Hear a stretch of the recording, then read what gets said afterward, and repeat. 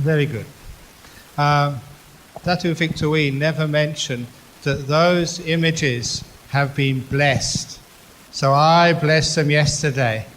So that's such a lovely price.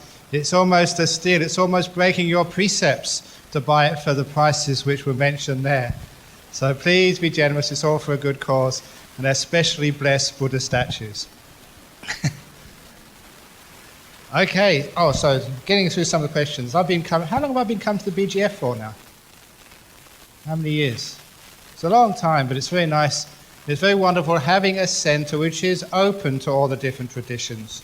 Which, in other words, the teachers you select, the pool of teachers you can select is much wider. So you get the creme de la creme of the teachers from all the different different traditions. And that's why it's a wonderful place to come.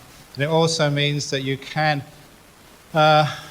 associate and build harmony together with everybody, which is most important, because sometimes I think that when there are so many different traditions and they don't really talk to each other, that's not a very good thing for Buddhism.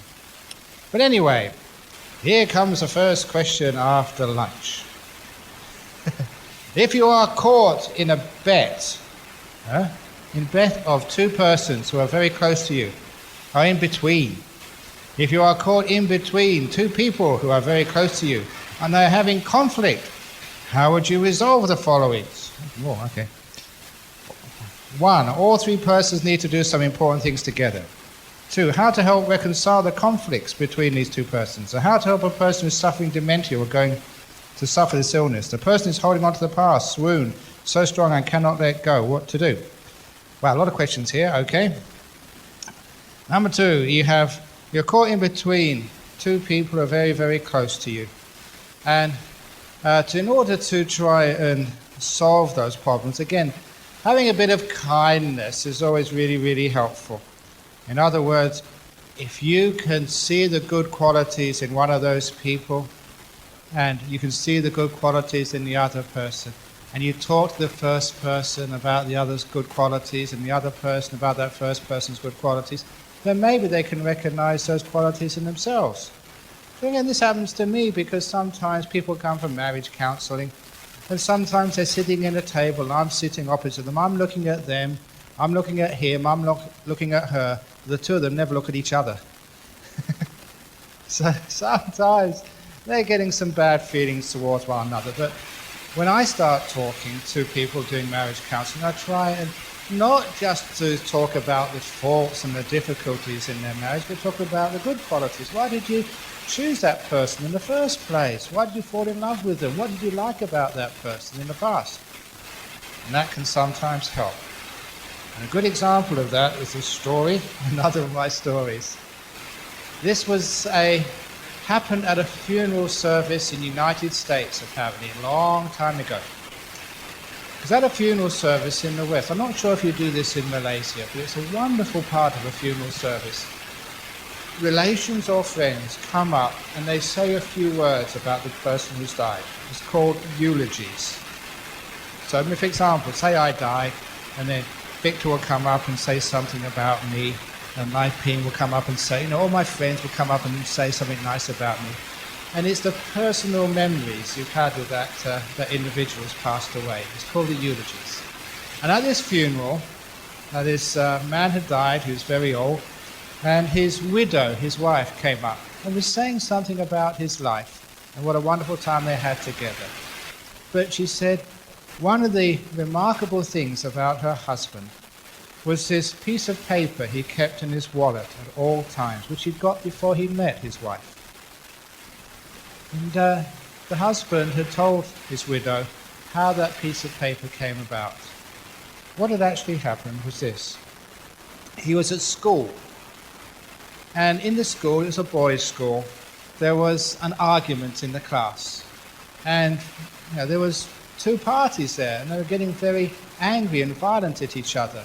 And the teacher told them, "Sit down." And they said, "Tear out a sheet of paper from one of the exercise books." And they had to do this. Draw a line vertically down the middle. On the top, put a name of the person you hate the most in this class. Your enemy, the guy who just really upsets you. So they put that name on the top. Now, on the left-hand side of that line, please write why you don't like them. And they filled that column up very quickly.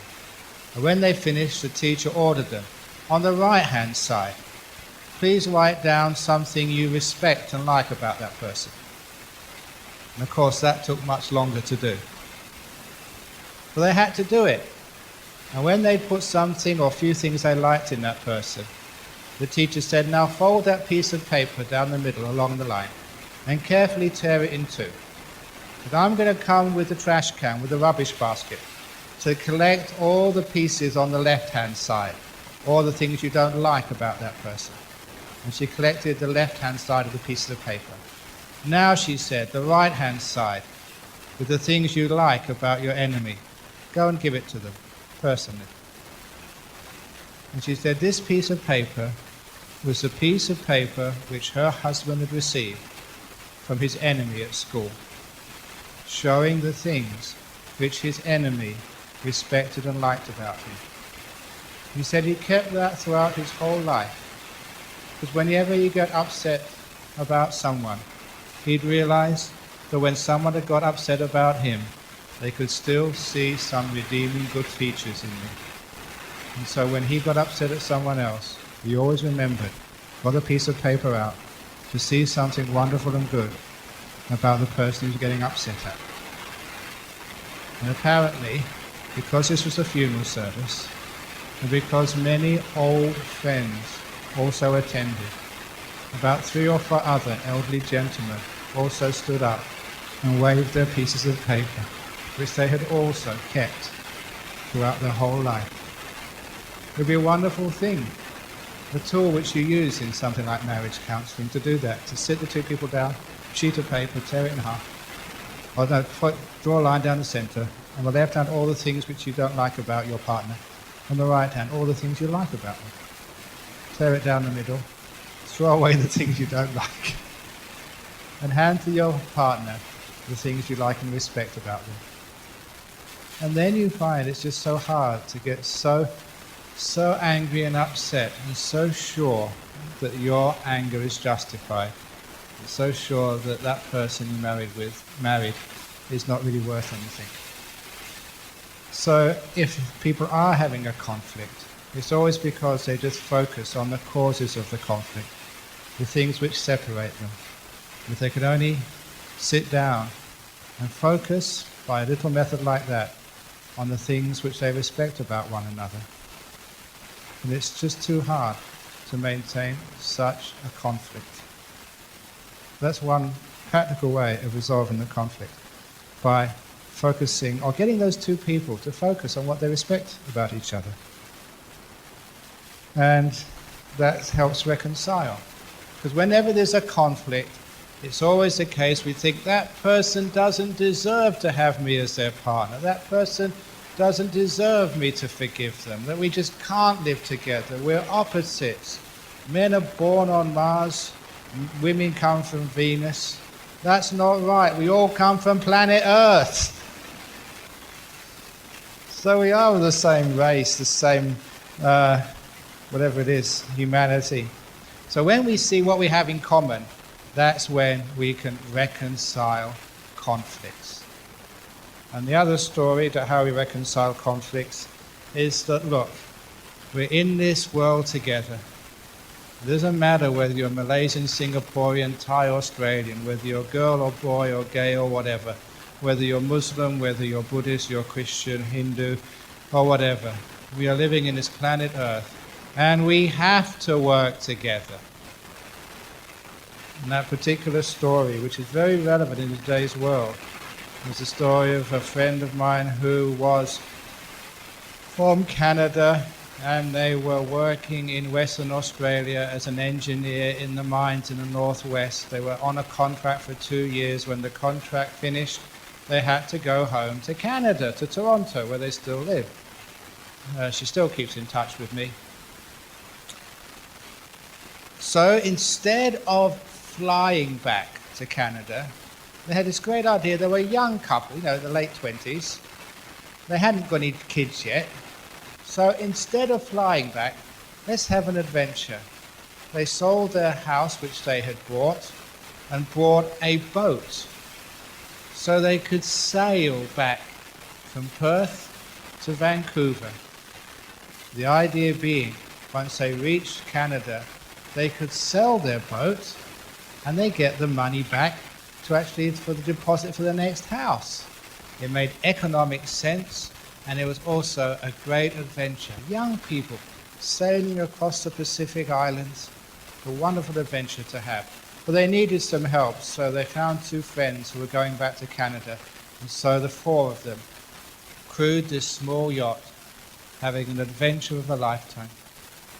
They reached Canada safely, but when she reached there, she sent me a letter with this story, and I use this story very often. It's part of opening the door of your heart. Because what happened in the middle of the Pacific Ocean, just a long way from anywhere, the engine in their boat stopped working, and they were becalmed.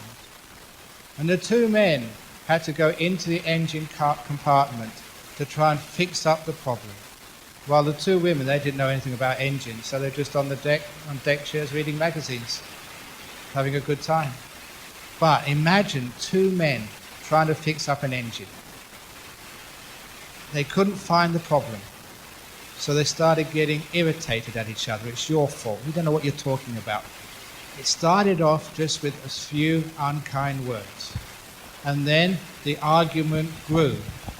And it grew until they started swearing at each other.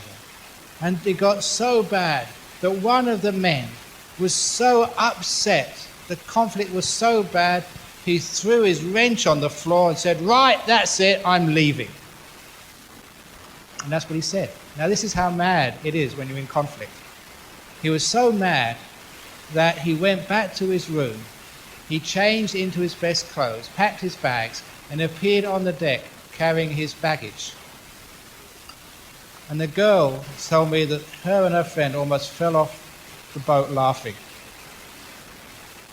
because there was nowhere to go. There was ocean all around as far as you could see.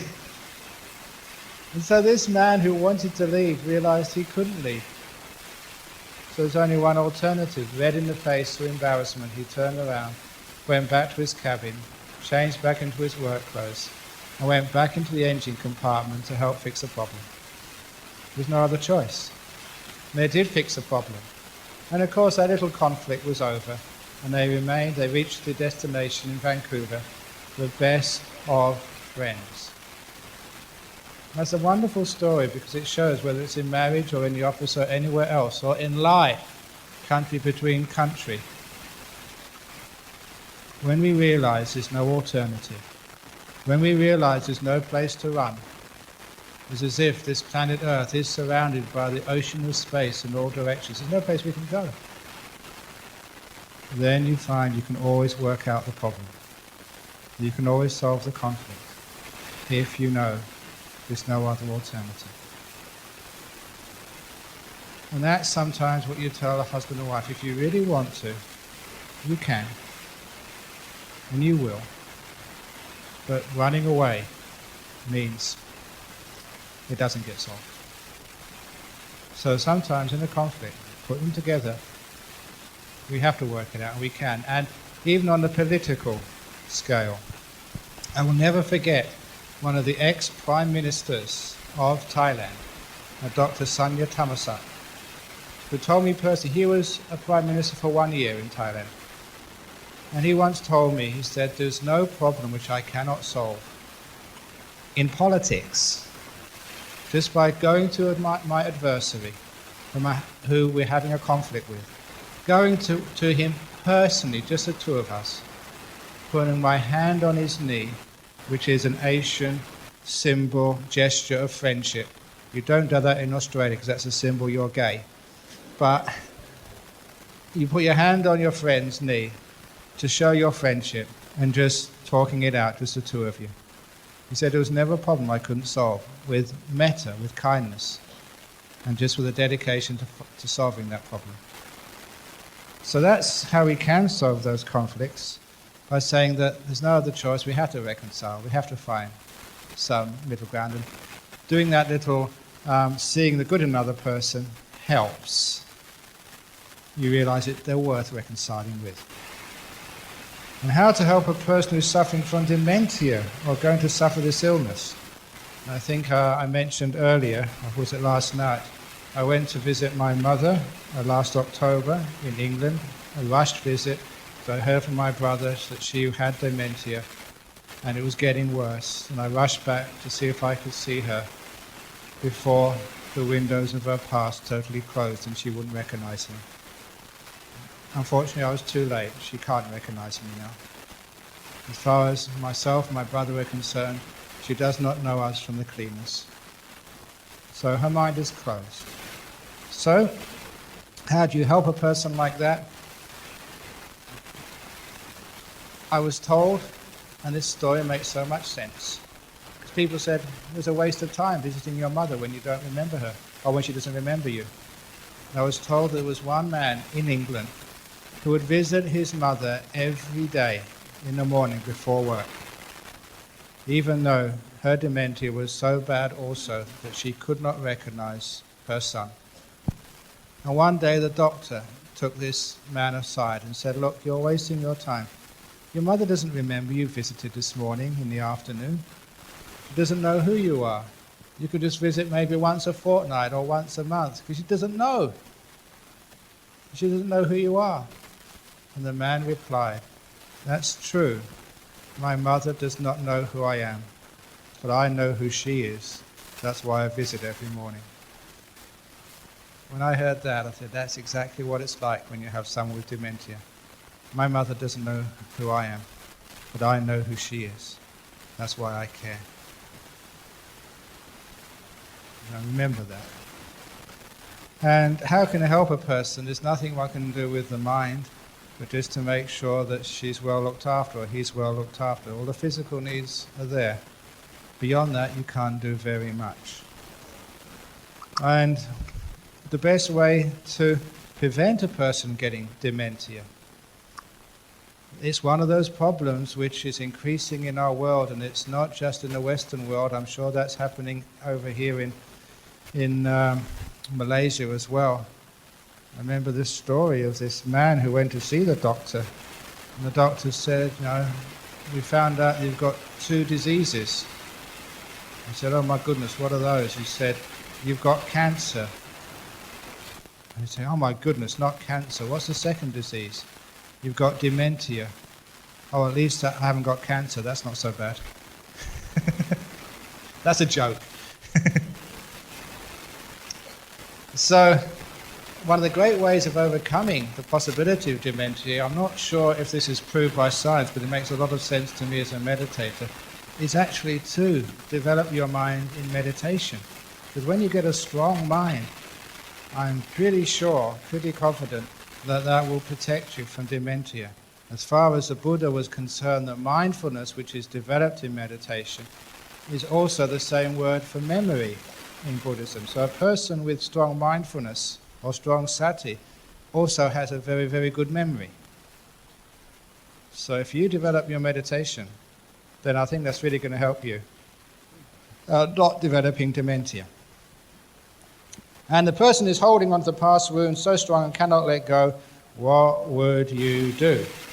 Okay, if they really are holding on to the past, it's, sometimes that they need just the right time and the right place, the right moment when they can really let go. Because sometimes they have to do it in their own time. Again, as I said this morning, to let them know that they can let go, it's worth letting go, and maybe one day they'll make that jump and just let go. Not worth eating themselves up over this. They're only allowing the other person to hurt them again and again and again. Putting it that way, they realize they're being quite stupid, getting upset and angry, and allowing that person to hurt them again and again and again. As soon as you let it go, then they stop hurting. Oh, what's another? This is a good story. This, I think, was told to me by a marriage counselor in Singapore. A woman came to see her. She'd had it up to here with her husband. Her husband was coming home late. She didn't know from where, but she suspected he was visiting other women. And she wanted to get divorced. So she went to see the marriage counselor to ask for advice. And the marriage counselor was a very smart Buddhist girl. She said, well, look, let me put it straightly to you. If you get divorced right now, your husband will be very happy to get rid of you. Is that what you want? She said, no. He said, well, if you don't want your husband to be happy, try this plan. He said, go to the beauty salon and get a makeover. Start wearing some sexy clothes. Wear some perfume and be really nice and kind to your husband. Because the plan is this. See if you can make him fall in love with you again. And then when he falls in love with you again, then divorce him. I said, yeah, good idea. So that was their plan. So she spent quite a bit of money just getting a nice hairdo, getting sort of her teeth fixed or whatever, and some Botox to get rid of the wrinkles. I don't know what you girls do, but anyway, she did it all. And it was working. She'd go to see the counselor every week. How's it go? He's coming back home earlier. And he's giving me presents. And he's being really nice to me. And this was going on, and after 3 or 4 months, the girl stopped coming to the appointments. So the counsellor had to ring her up. Said, why have you missed the last 2 or 3 appointments? What's happening? He said, oh, he's fallen in love with me again now. He comes home early. Great, she said. Now's the time to divorce him. Oh no, he's so nice now. And that was the plan all along. So that's actually good negative psychology, to get the relationship together again, to get the people to work to build up the relationships. Because relationships don't just happen. You have to work on it. And of course, the relationship was dead because no one was working. And by trying to get the wife to do the work, to build up the relationship again, because she thought she was doing it to hurt the guy. But when he started to love her again, it was just too much. So no, I'm not going to hurt it. I'm not going to hurt myself. That's how they got back together again. Brilliant. So anyway, that's one way. But now you know that trick, it won't work anymore. How do we learn to trust again in a relationship where one partner has cheated on another, knowing that it may still happen again? Okay, so you can actually get these little bracelets, GPS tracking, so you can put that around your husband so you can know where he always is. Much cheaper than the PI. Now that sometimes, and again, this is my own experience with couples, sometimes it's not these days even just the husband, the wife sometimes cheats these days. It does take 2 to tango. And so sometimes the wife cheats, most time it's the man who cheats, but when they start doing that, if he really, really, really is serious and says, look, I made a mistake, forgive him. It really is worthwhile in practice. Because a lot of times that men get crazy. You know what they always say, when the blood goes between the legs, it's not in the brain anymore, so they don't do stupid things. Because love is mad and blind. So sometimes men are like that, especially. But the thing with men is they always think they can get away with it. They always think the wife doesn't find out. She always does. Always. And for those people who say, no, I've been having an affair, my wife doesn't know about it. She does know about it, but she hasn't told you yet. Because sometimes that's what wives do, they sometimes hide it, but they know. So don't think you can get away with this. The wives know. And just think what you're doing, especially for your children. When they find out that father has been cheating on their mother. And that devastates the kids. You are trying to bring up good children. Children with virtue and respect, when you're not respecting and being virtuous towards your wife. Is that the sort of person you want to be? An example you're going to set your kids? I'm being quite tough on this, but it's important. So, especially if you're a Buddhist, or it should be anybody, please be careful. If you make that marriage vow, keep it. Oh, it's tough sometimes. Sometimes you do start falling in love with somebody else, but you say, no, I've already got a wife. I've already got a husband. That's the one I've chosen, that's the one I'm going to work with and commit to. You lose out on a lot of excitement when you don't have affairs. And you gain on a lot of trust, a lot of companionship, and you end your life feeling that you've done a remarkable good job of being faithful. It is worth it to be faithful, to say no. So if any of you have that problem, number one, if your husband, if your wife comes to confess, don't get angry at them. If they get angry at them and start blaming them, then they don't want to confess anymore. How many people, and this is remarkably common, they want to confess to their partner that they've had a lapse, but they're afraid. They're afraid of what their partner might say, so they keep hiding it. And again, that's not a very good relationship.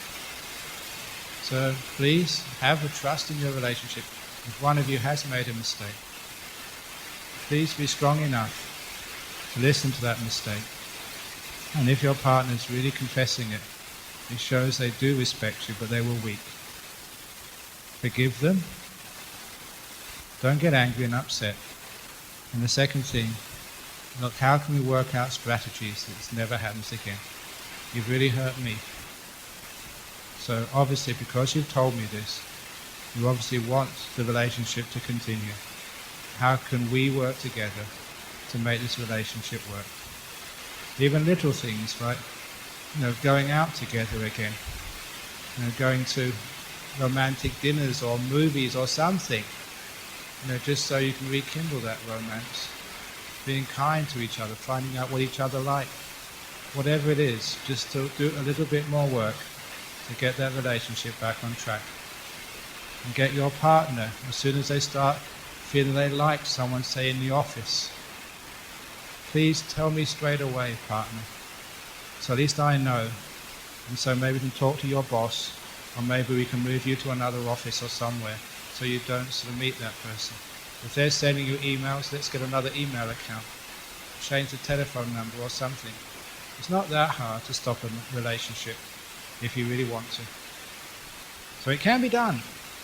So please, if your partner comes up to you and confesses, try not to get angry, because it means they'll never confess again. They'll never open up to you because they're too afraid of punishment. So that's one thing we can do with these relationships. And when I said the man with 4 wives this morning, that was not sort of in real life. That was just a symbol, like a metaphor. The man with 4 wives. Okay, we'll go quickly through these, otherwise I'll never finish them. Here we go. Do we need to repeat taking the 5 precepts every day? Only if you break the 5 precepts every day do you need to keep taking them.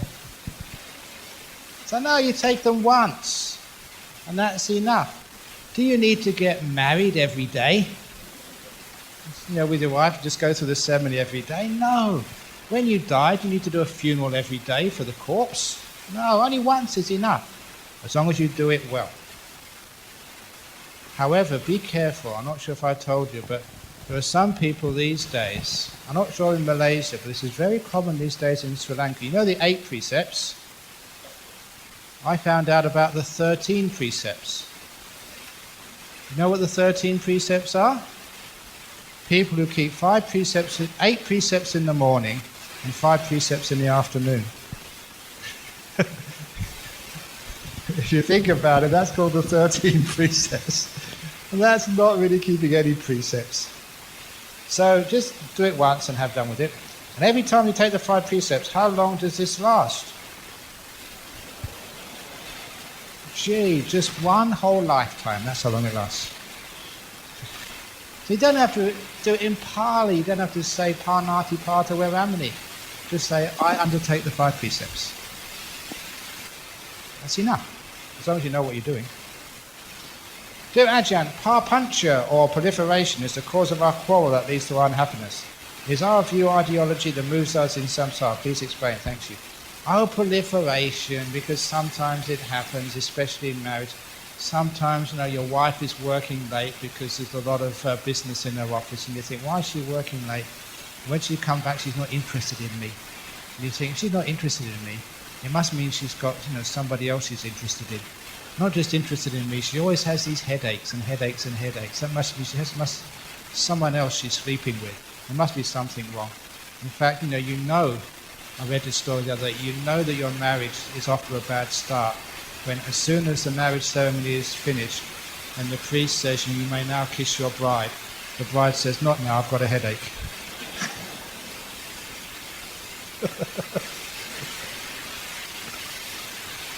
So whatever, anyway.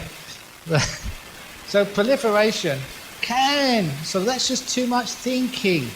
And you just keep thinking and thinking and thinking in such a way you move further and further away from the truth. So be careful of your dubious mind. So instead of that, we can just ask our partner. And instead of having a quote, a good example of this, a very famous story about quarrels. There were two sisters, and they were arguing over an orange. It's my turn for the orange. No, said her sister. You had it last time. I had it last time. She said, you had it last time, now it's my turn. No, she said, you had it last time, it's my turn. But you had 2 oranges before, therefore I should have 2 oranges this time. Having an argument like this. So, because they weren't listening to one another, they were arguing. They decided to have a compromise. They cut the orange in half. And after they cut the orange in half, the first sister took her orange, she peeled off the outside, threw it in the trash can, and ate the flesh. The second woman peeled her orange, threw the flesh in the trash can, because she wanted to peel for a cake. If only they'd asked each other what you needed the orange for, there'd be no argument. One could have the whole flesh, the other one would have the whole peel, and they'd both be happy. And so many arguments are like that. So when you argue about things, what do you really want? And when we find out what we really want, there's always a compromise possible. And that's one of the first rules of conflict management. Find out what people really, really want. When we find out what they really, really want, not just how they express what they want, what they really, really want, there's always a way of getting a compromise there. And a lot of times, both people get satisfied. It's win-win all the time.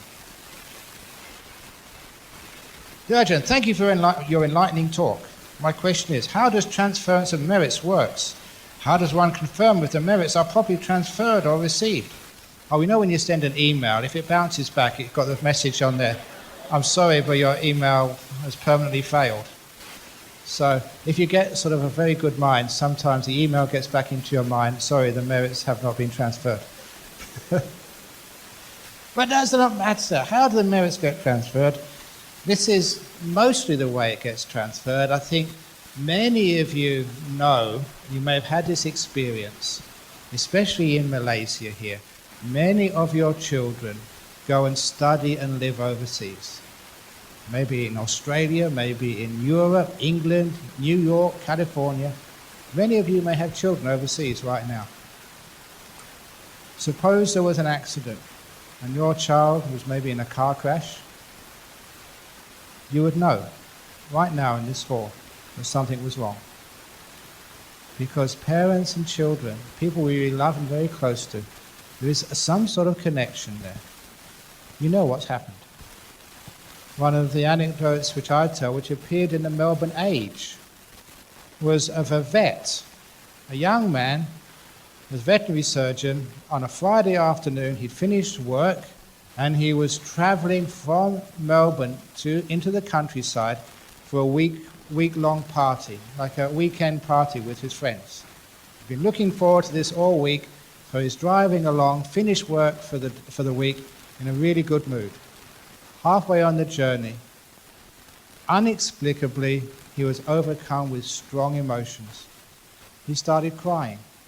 And it was so strong, he had to pull into the emergency lane to stop because he just couldn't drive like this. And he was weeping and crying and felt terrible. And he had no idea why. It just came out of the blue. And he had to stay there for about 15 or 20 minutes to get himself together again. Even though he was still very, very sensitive and fragile, he thought he was well enough now to drive. So he continued driving. He reached the country house where the party was going to be held. And that's where the message was waiting for him. At precisely the time he'd been overcome with emotion, his pet dog had been hit by a car and killed. There's no way of him knowing that. But nevertheless, the very moment his dog in the city was hit and killed by a car, maybe 100 kilometers away, he was overcome by this terrible, strong emotion. He was connected to that dog. In the same way that you're connected to your children to your parents. You know that something's wrong. You have to go and ring them because you know that they're not right. So, if you are transferring merits, if you really think and focus, say, on your father, your mother, your grandparent, who you love very, very much,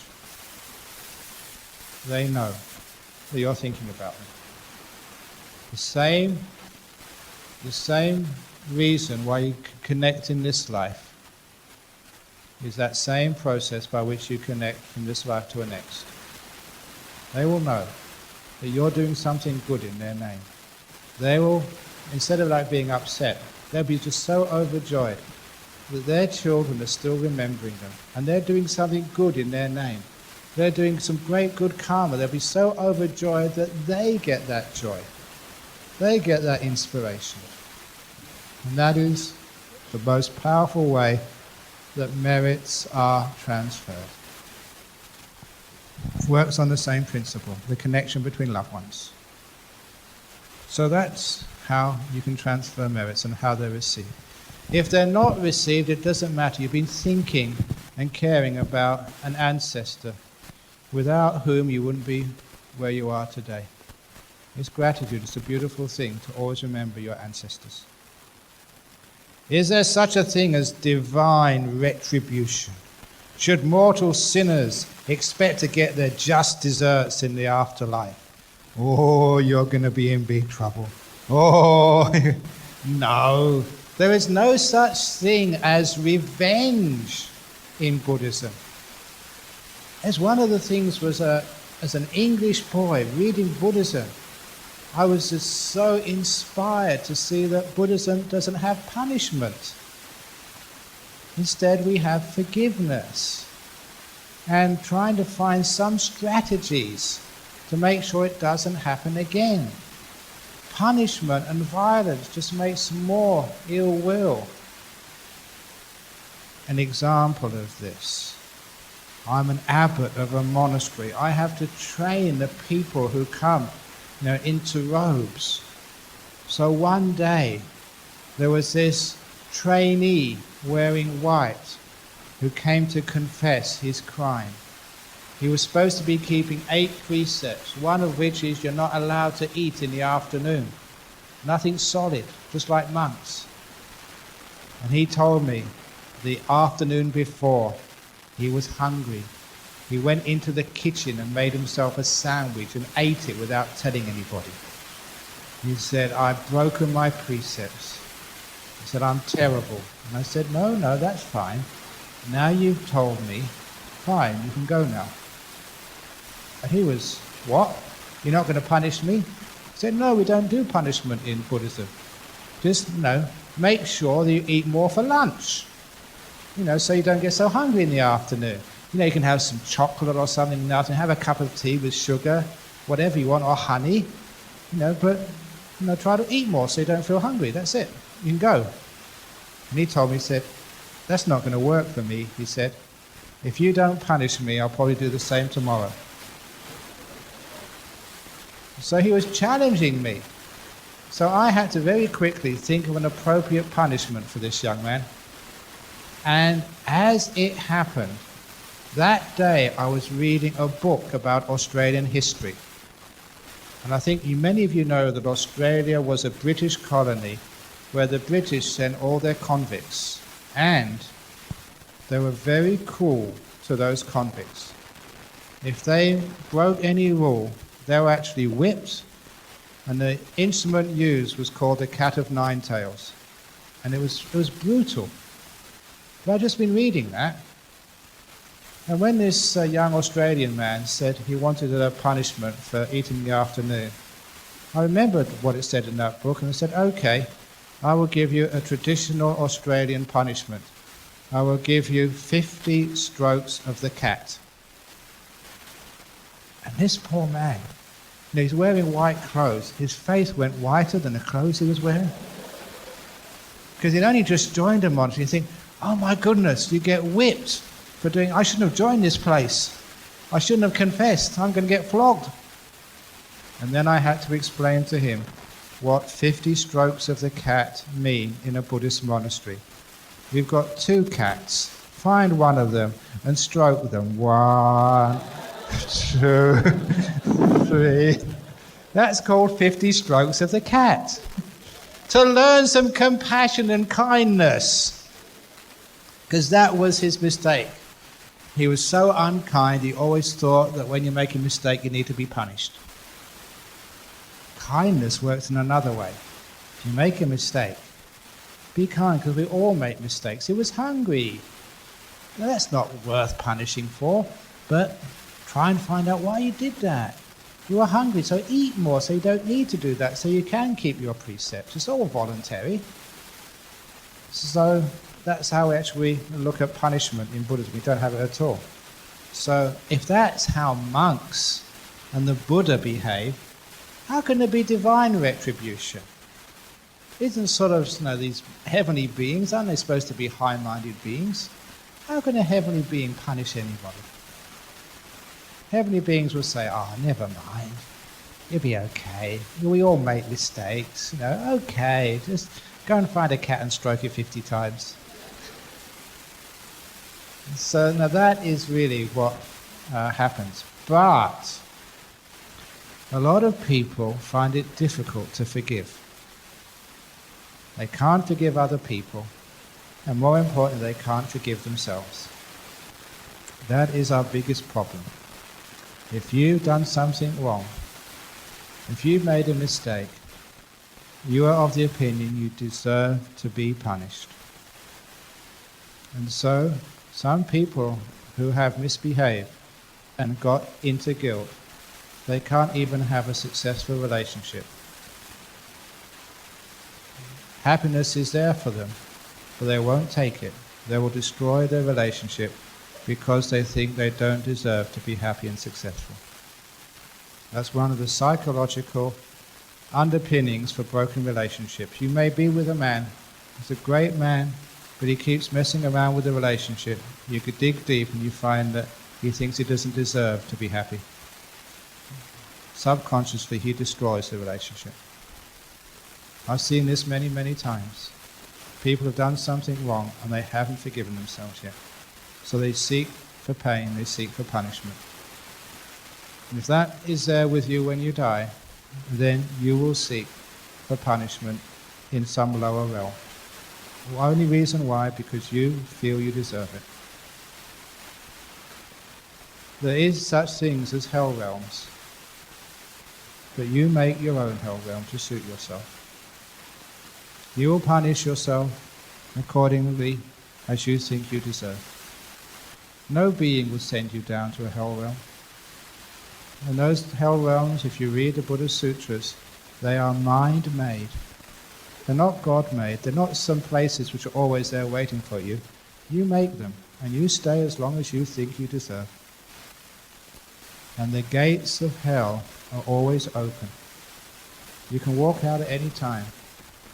And the key is always compassion, to forgive yourself, to let the past go, and then you can walk out. Unfortunately, people find it too hard to forgive. That's why, like monks like me, other monks and nuns who come here, teachers, trainers, come to the BGF. This is actually where we learn Buddhist great forgiveness, BGF. Because when you have great forgiveness like this is actually where you cut off all of this guilt and anger, and you can live happy lives then. You know, people who've forgiven their past make great partners in life. They accept happiness when it comes. And they allow themselves to be happy, to have a wonderful time in life. Thank you, AJAHN, for being here. It is a joy listening to you. Your talks have taught us so much. Thank you. That's just fan mail. I'll take that back with me. How do you explain the karma of Haiti people? Do they all have the same karma? I think I answered that this morning. It's just this is what happens, when you get born in a certain place. So where I live, we don't have the possibility of earthquakes. We have the possibility of bushfires, just like in the bushfires in Victoria. That is our danger. That could happen any time. So we're prepared for that in case there is a big bushfire. But we don't have possibility of tsunamis. In fact, because we're up on a mountain, well, not a mountain, it's on a hill. When we have global warming, it means the sea will actually rise and actually be at the bottom of our monastery, so we could actually really turn it into a resort. So we've got really sort of good land there, which is worth a lot of money once we get global warming. About letting go. When you start to let go of suffering, when you have not had closure to the problem, for example, those people have to deal with a missing child or a missing pet. It's easy if death serves the closure. But when do you let go in this situation? Do you let go of hope? It is sometimes let go, not of like hope. You always wish that child or that pet to be happy, to be well, maybe to have a very good home somewhere or other. But you should realize that your pet or your child is not yours. And any mother should know this. When your child came out of your womb, maybe you were under anesthetic when the birth happened, but those first few moments when you got to know your new child, it's not you, it's not your husband. This is another being with history. It's a person with personality. You can feel that, you can know that. You know, where has this being come from? I'm its mother, I know its father, but it's not either of us. It's a separate entity, a being. It's come into our life. Who knows from where? We don't know how long it will be visiting us.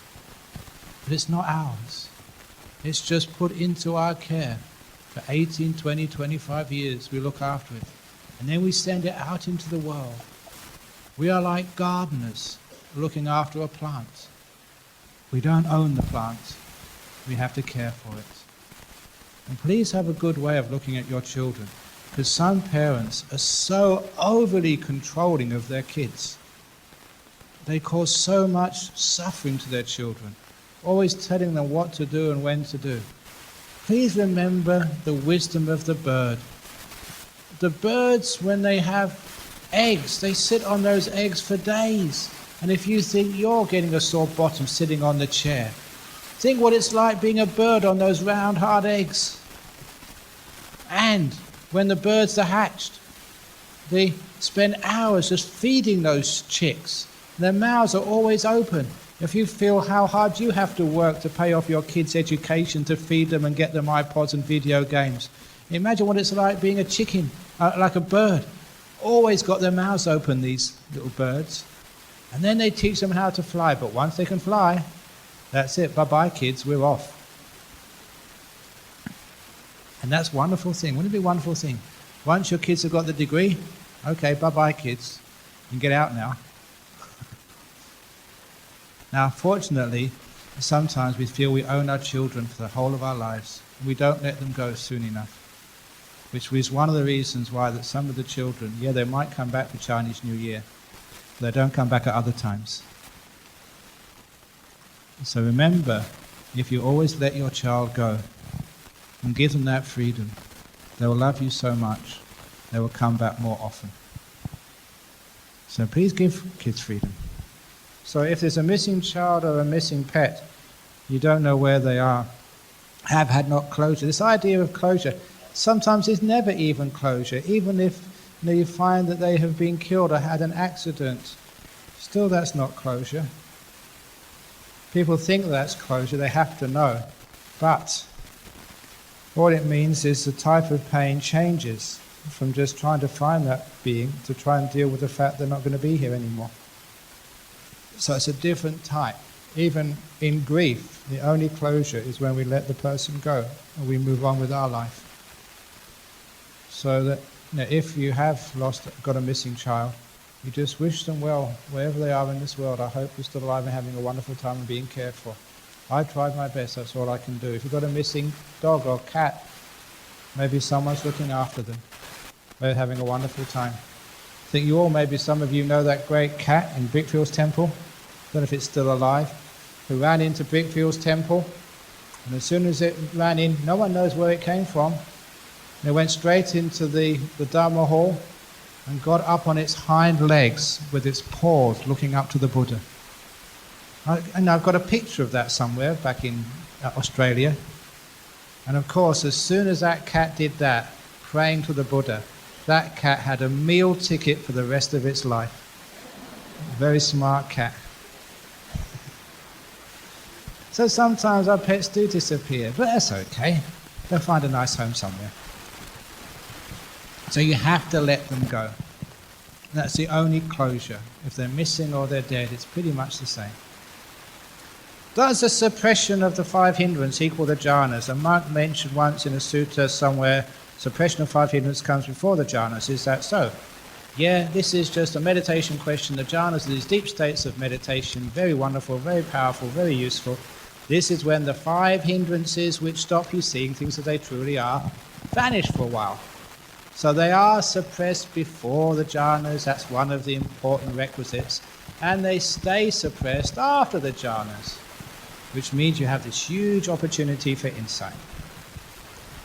And my neighbour's dogs, it's amazing, just these 2 questions, one of the high question about jhanas and hindrances, and the other side of the question, my neighbour's dog shit stinks out the whole house all day. It's amazing, on the same piece of paper. Once on jhanas, if you get jhanas, the dog doesn't stink anymore. The shit doesn't stink. It's true. Because when you've got a very powerful mind, everything is very beautiful. Now, I usually mention this story on retreats, but it's actually true. When you get into deep meditation, your mind gets so powerful. It's one of the signs. If you go outside and look at the flowers look more beautiful than ever before. The yellows are just so deep. The greens are just so vivid, like they're fluorescent. You're not going crazy. All it is the meditation is cleaning up the senses, so you're seeing with power now. And everything you look at is beautiful. This happened to me once. I just had a wonderful meditation, and everything in the whole jhana grove, the monastery was looking so beautiful, but I had to go to the toilet. And after going to the toilet, I just happened to look in the bowl. Think, wow, look at that. That's absolutely beautiful.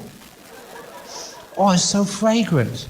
And just the different colours of brown and the way it's just all formed together and just a little bit of shiny on the outside. That's a work of art. Maybe I shouldn't flush that away. Now, you may find that funny, but that was actually true. I did flush it away, though. Let it go. But, this is what dog's shit is like. It does stink. That's its nature. But your neighbour's dog shit stinks out the house, the whole house, all day. He refuses to clean the shit all the time. What do I do? Deodorant. Spray the shit with sort of deodorant. Would that work? I don't know. But I don't know where you are, actually, because in houses, aren't there you live in separate houses? Do you actually smell the dog shit in the house from next door? It's really, really weird. But anyway, if the neighbour's dog shit stinks out the whole house all day, and he refuses to clean the shit all the time, what do I do? Is close the windows, have aircon, put filters up, and if nothing else works, remember, just call it AJAHN dog shit, and just learn just how that life is sometimes very difficult, and if that's the worst problem you have in your life, then it's not that bad. You can light a lot of incense. I don't know what other things can you do.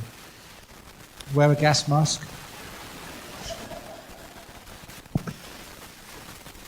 I don't know if you can call anyone in to fix it up.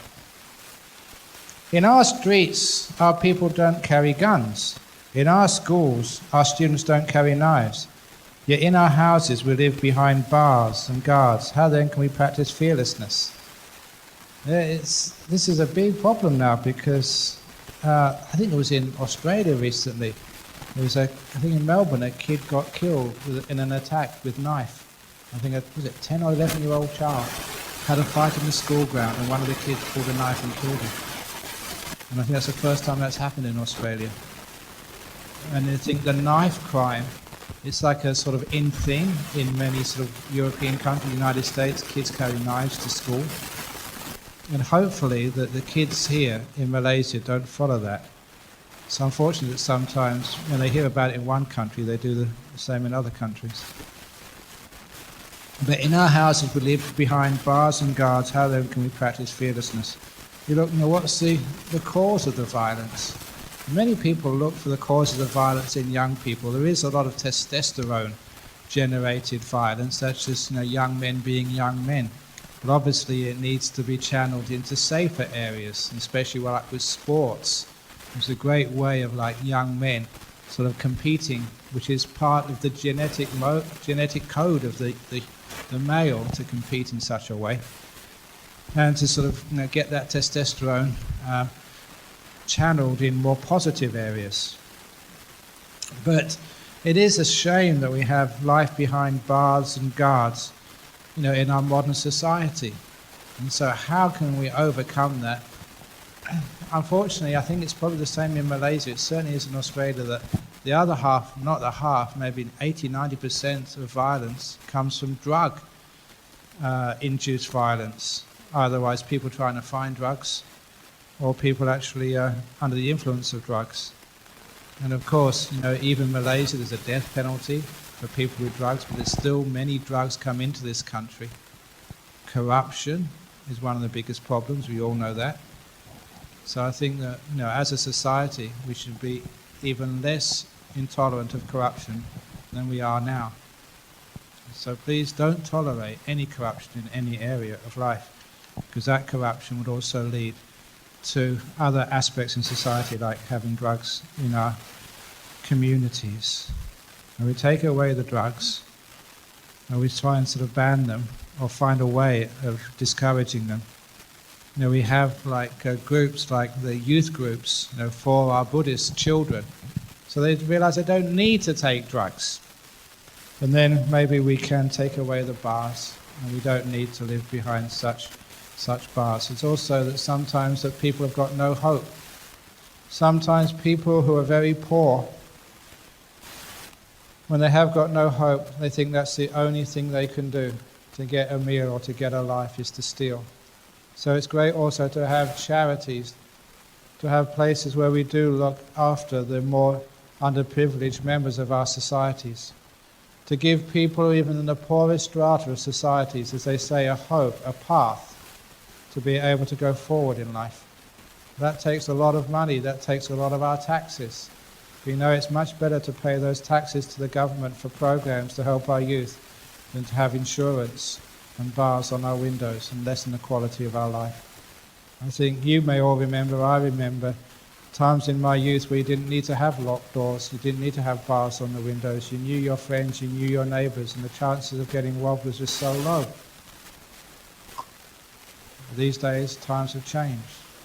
And what have we lost? I think most scientists know that where there's great disparities of wealth, there you have most of the social problems.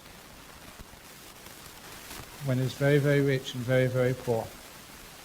That's why, as communities, we should make sure that there's plenty of safety nets for the poor, giving opportunities to sort of better themselves. How does one shovel the shit in the garden day by day? With a spade. That's how one shovels the shit. Okay, you each have to find the way you deal with that in your own way. So when there is problems, you think, how am I going to deal with this? How can I learn from this? What can I do with this to make myself better and stronger? Like a good example, like personal one recently, you know, the bikini controversy. So when all of that sort of shit was coming in my direction, so how do you deal with that? So you deal with that by thinking, now, have you done a good thing? Really investigate it, make sure it's okay. Make sure that when people say bad things about you, you don't say bad things back. Just like it says, you know, in the Dhammapada, hatred never ceases by hatred, it only ceases by love, by forgiveness. So I think, wow, this is wonderful. This is a chance for me to show that I can practice the Dhamma. So when those sorts of things happen, I realize, wow, this is another exam which the world has given me. So I relished that, to sort of test to see how I was behaving, and to make sure I always maintained my loving kindness towards any accuser whatsoever. So there was a poem which, it was Sister Sister Yifa. Remember Sister Yifa? She's been to give talks here. She sent me this from the United States. It was from an American author, which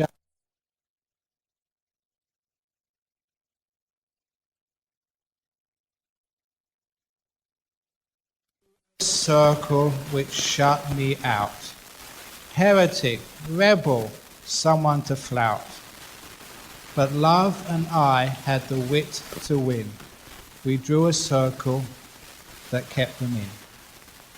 So they drew a circle which kept me out, but I drew a bigger circle which kept them in.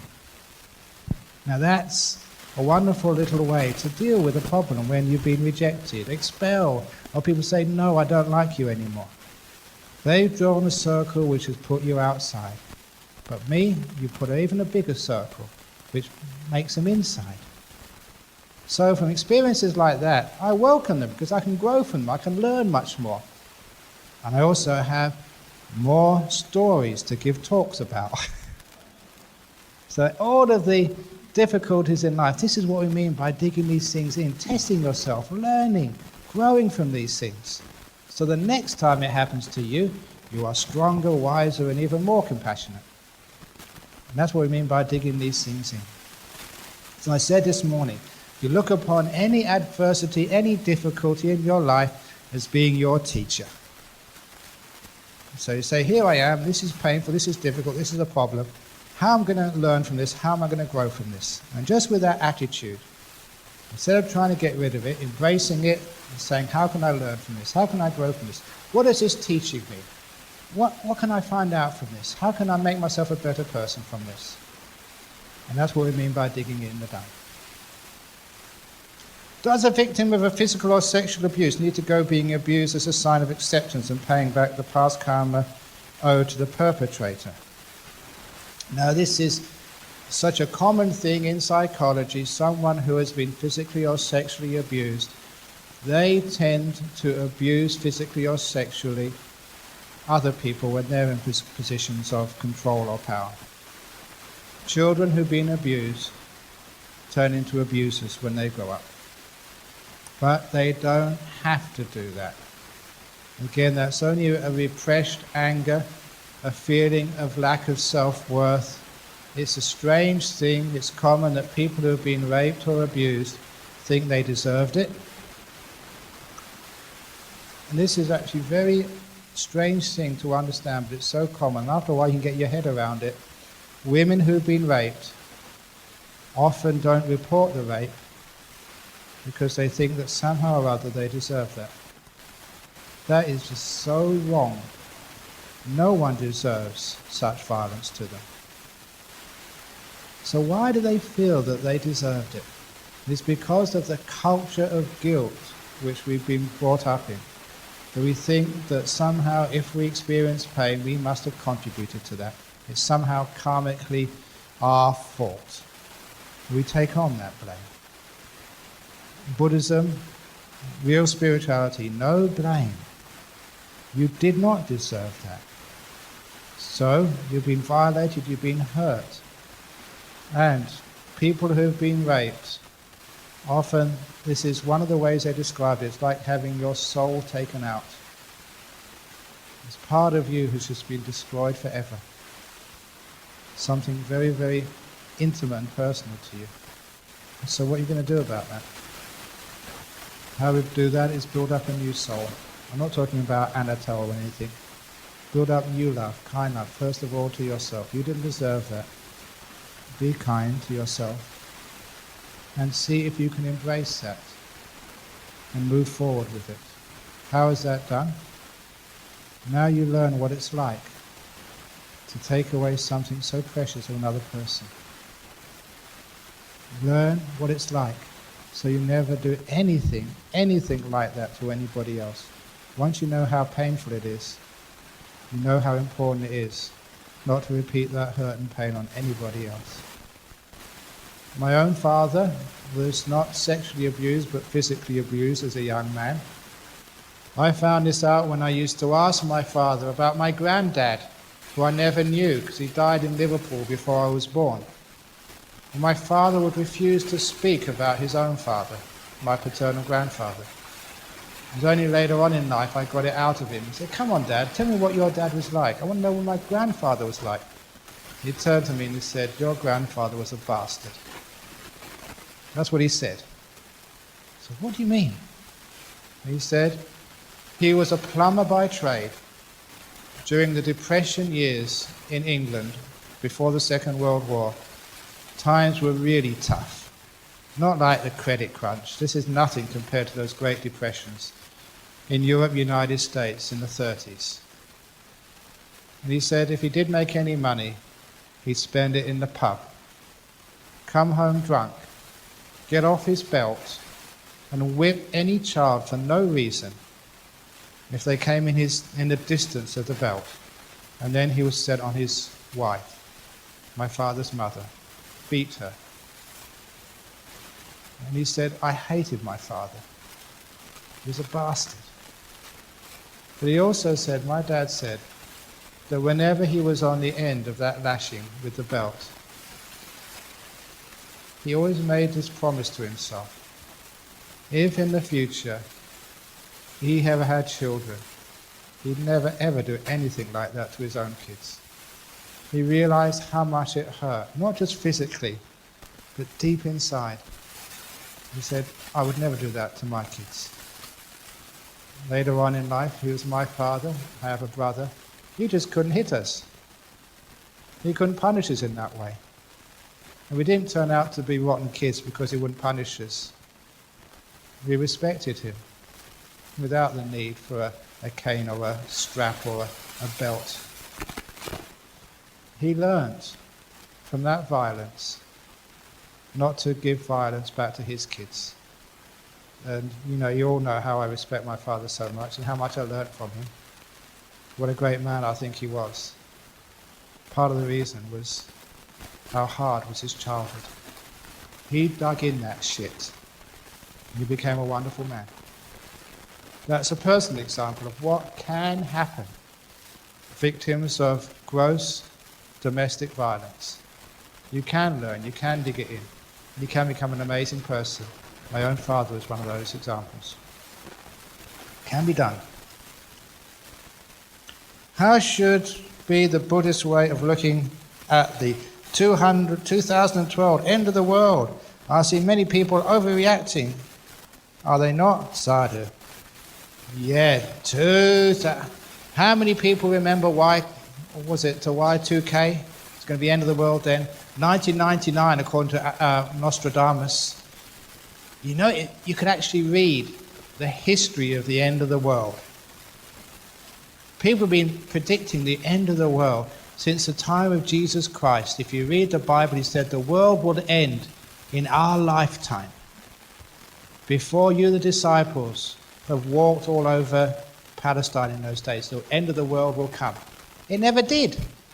And then they thought 1000 AD.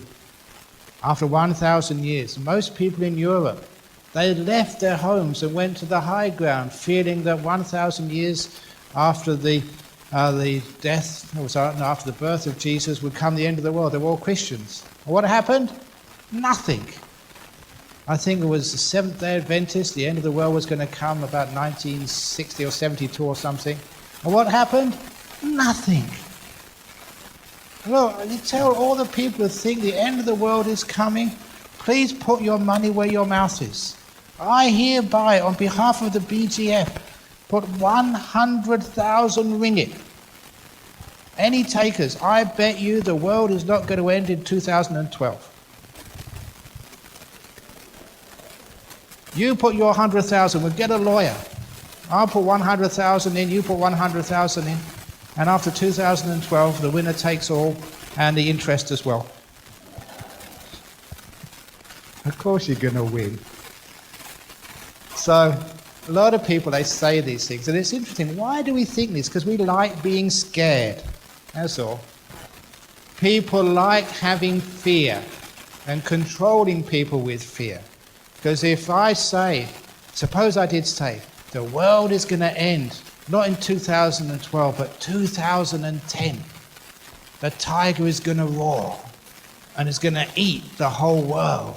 There's going to be, already had the earthquake in Haiti. There's going to be a tsunami so big it comes right up the Klang River and just swallows up KL. There's going to be meteors from space.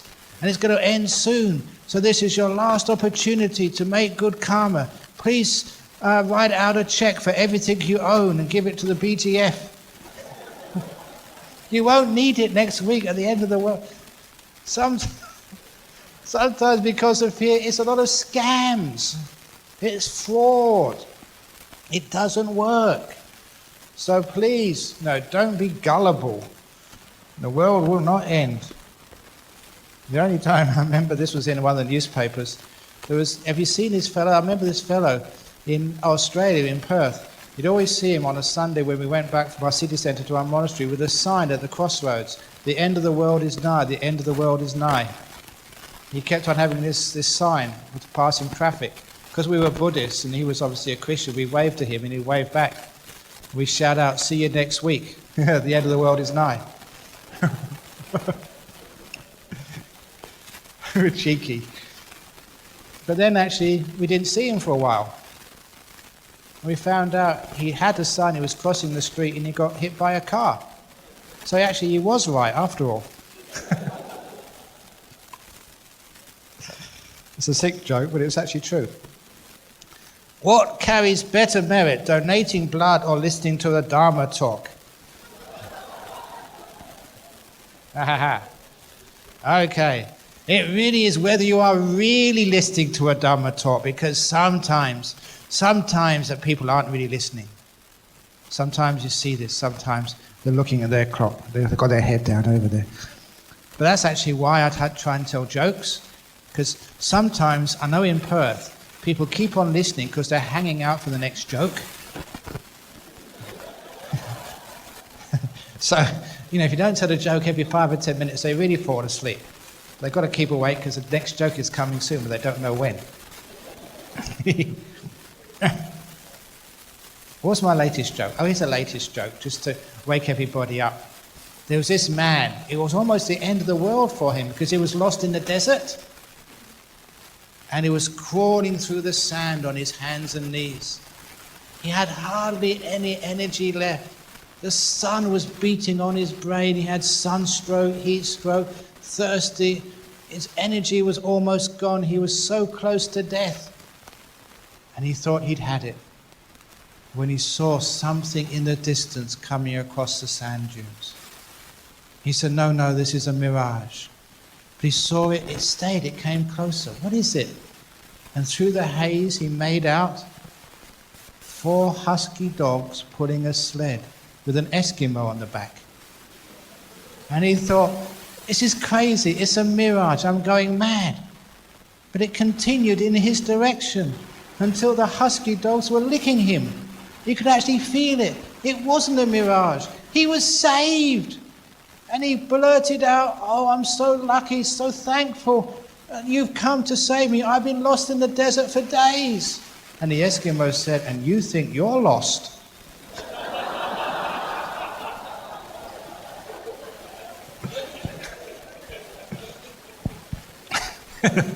So that's the joke, to keep people from falling asleep while listening to a Dhamma talk.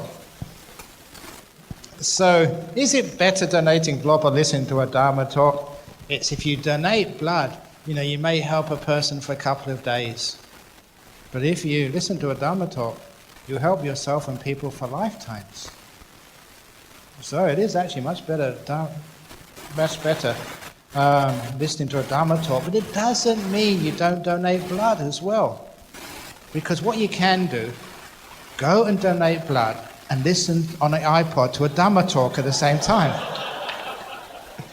Then you get double merit, you see. Ajahn, just wondering, what did you think about Pastor Rory Tan incident who insulted Buddhism and shared misconception about Buddhism? As lay people, what do we do about that and respond with wisdom? Thank you. Okay, if somebody insults you, what should you do? The Ajahn Chah used to say, if someone calls you a dog, which is very insulting in Asia, you should always look at your bottom to see if you've got a tail. If you haven't got a tail, oh, I'm not a dog. Sorry, you've got it wrong. End of problem. So that's a beautiful little simile there. So if someone insults Buddhism, what are they saying? You have a look at Buddhism, has it got a tail? No, it's not a dog, no problem. So the only reason people insult you is to try and upset you. If you refuse to get upset, if you just ignore it, then they think it's a waste of time insulting these Buddhists. They just keep on smiling and meditating. And when other people are so busy, so trying to insult and destroy, Buddhists are not wasting their time. They're keeping on building and building up their communities, building more temples and retreat centers and meditation places in the Klang Valley. So let them waste all their time doing that business. In the meantime,